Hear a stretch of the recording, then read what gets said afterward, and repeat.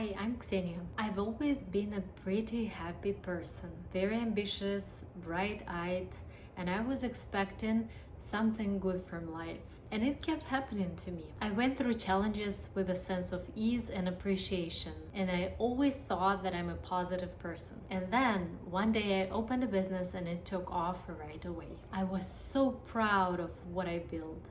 I hired a few employees right away, and I felt like they were my family. We worked closely together and they were treating my business like it was their own. It felt like a dream team. But then we moved to a different part of the state with my family, and I had to rebuild everything from scratch. New team, new systems, new warehouse, new energy. I had 3 girls, and each of them within the next few months opened the same business as mine, all behind my back. One of them really broke my heart. I trusted her and I saw myself in her. When I found out by some weird coincidence and I confronted her, she did not apologize. She told me that she'd do it better than me. That moment changed me. I took off my pink glasses for the first time. I started seeing the world differently.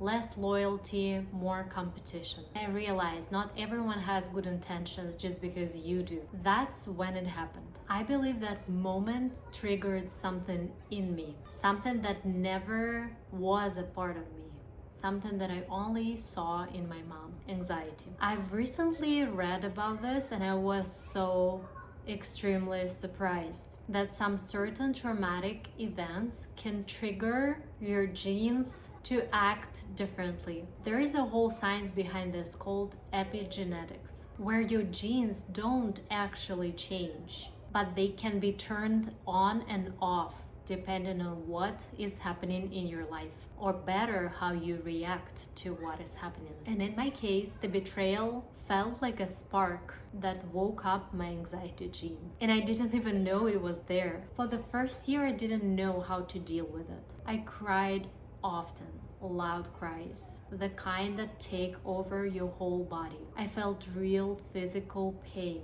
when I thought about what happened, and I couldn't control it. Seeing her business grow was like a salt in the wound. By the second year, my anxiety turned into something a lot worse. It was depression, and I knew I couldn't keep living like that. So I started searching therapy, mentorship, meditation, nervous system regulation, sleep, focus, rest. I tried a lot of things, and step by step, I started to rebuild, not the business, myself. And I realized something important.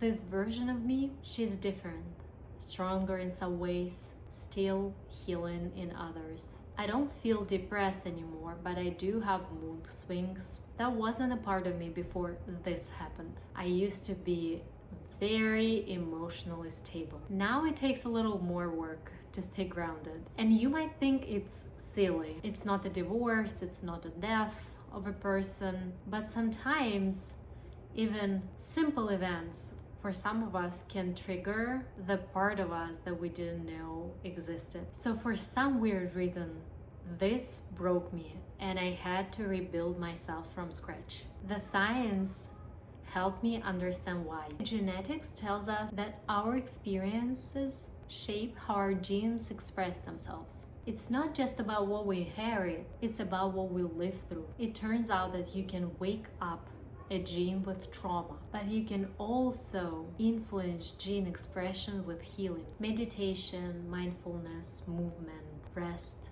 connection. These things are powerful. They don't just help mentally, they change you in a cellular level. So no, your genes are not your destiny, not necessarily. And neither is betrayal. Yes, I've had a few more employees who tried to do similar things, but I got smarter, the business got bigger, and I stopped handing over the full playbook. No more success stories based on stealing my systems.